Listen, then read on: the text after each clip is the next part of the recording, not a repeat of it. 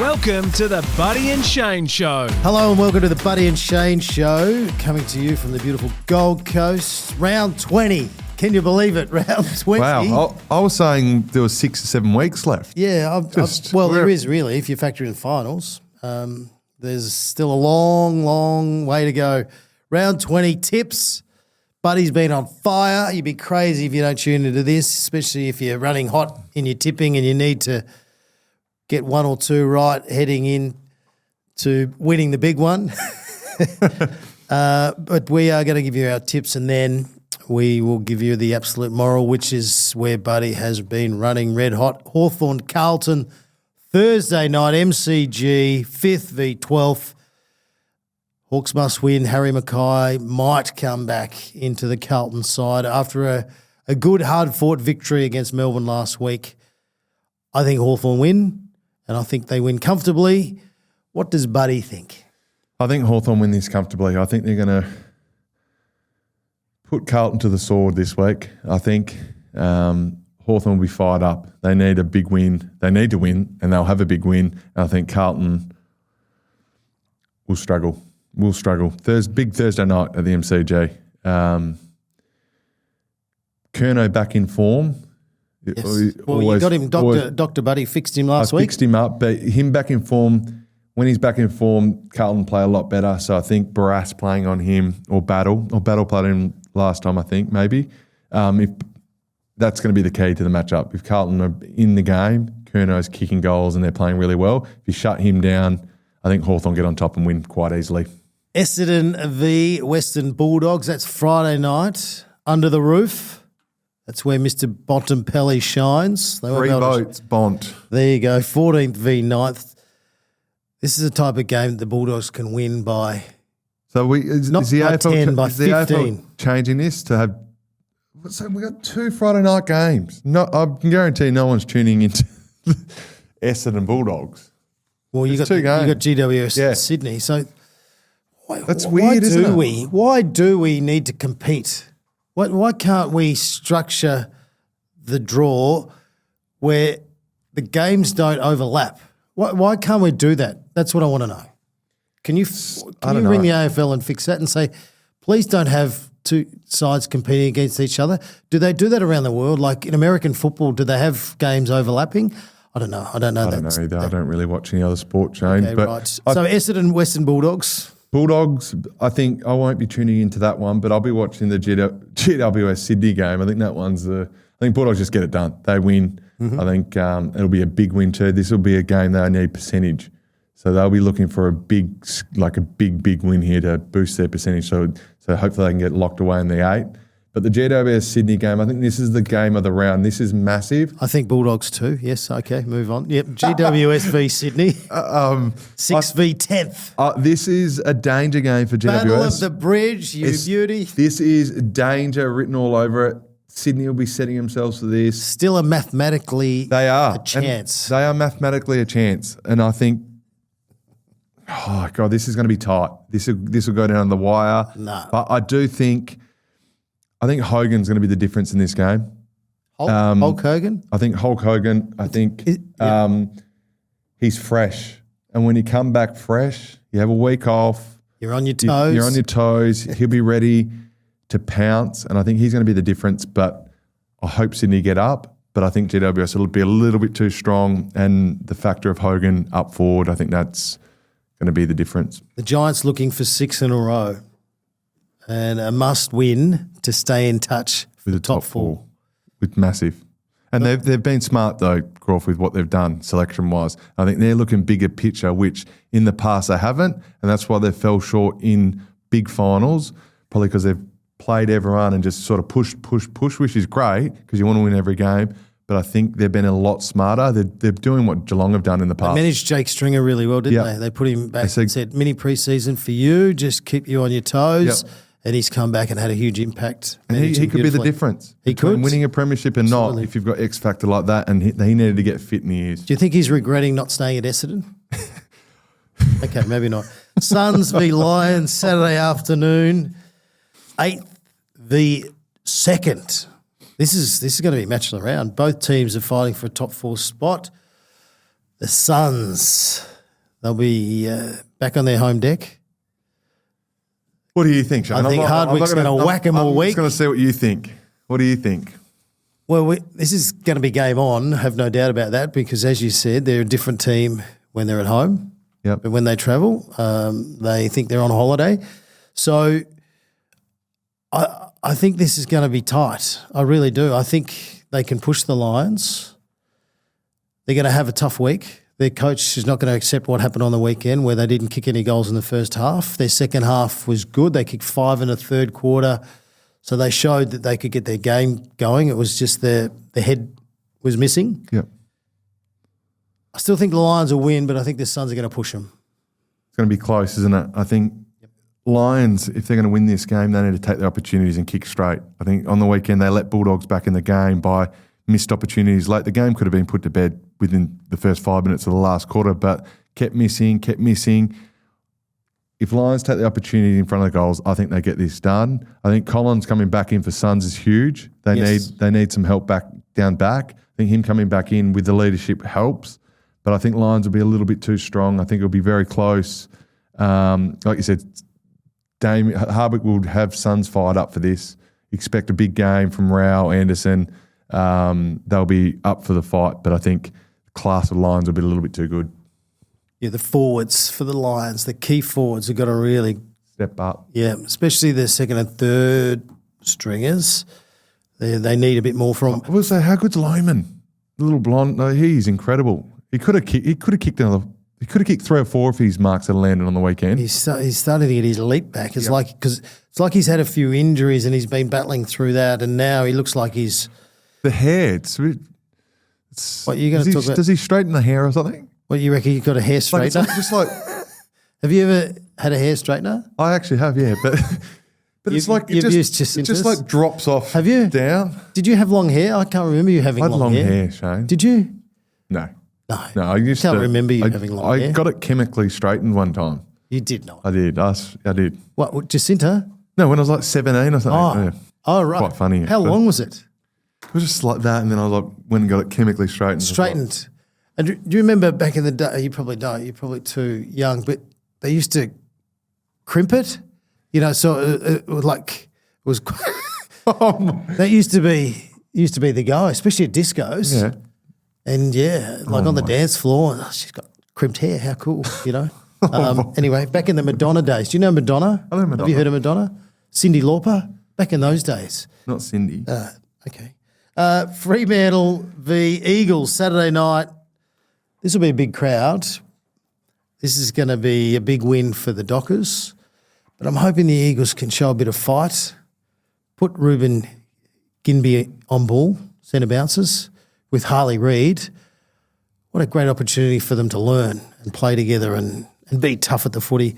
But Fremantle, great win, confidence high. I think Fremantle they're coming back and they're going to go bring on the finals. Eagles will have a crack for the first half to 3 quarters, but I think Fremantle will overwhelm them and be too strong. North Melbourne, Geelong, Saturday night at Marvel, under the roof. Can North cause an upset? We say no. Cats got to keep winning to be top 4. Cameron, 6+. Oh, yeah, okay. I think Cameron, this is where he's going to really cash in. He's going to lock away the Coleman. He's already kicked 5. How many Colemans did you get? Did you get any Colemans? I can't remember, Shane. What do you mean you can't 4 or remember? something. But no, I think Geelong will be too strong. They said North Melbourne will be in it for the first half, 3 quarters and fade. Geelong will run away with this by big margin. Arch rivals, Adelaide up against Port Adelaide. Saturday night, Adelaide Oval. Both teams don't like each other. Will this be Ken Hinkley's last game? Will Adelaide... Calling for him to be done. No. I'm just saying, does he go, hey, I'm going to go out on this note. Thanks for having me. No, he's going to hang in there to the very end. 3rd v 11th. Adelaide are up and about. They're going to take no mercy. Foot on the throat. We know they're a touch wounded, Port Adelaide at the moment. So let's really show them what we're all about. That'll be Adelaide's focus. They'll win by a good margin. Good margin, you reckon? Good margin. I think Port will be in it. I think they'll be in it. I think Adelaide had a huge win against Gold Coast, so sometimes you can just think that it's going to happen. Really? I think this will be they're always big games, so I think Port Adelaide will be right in this to the last quarter, but I think Adelaide will get this done. There's a lot riding on it for them. If they want to be in that top 4 and get a home final, or top 2, sorry, and get a home final, then they need to win this game. And they will. Richmond, it says taking on Adelaide on my sheet, which is not right because Adelaide are taking on Port Adelaide. So I've just got to work out in my head who it is. What do you flip it? Have we stuffed it? Yeah. No. Let's go to St Kilda, Melbourne.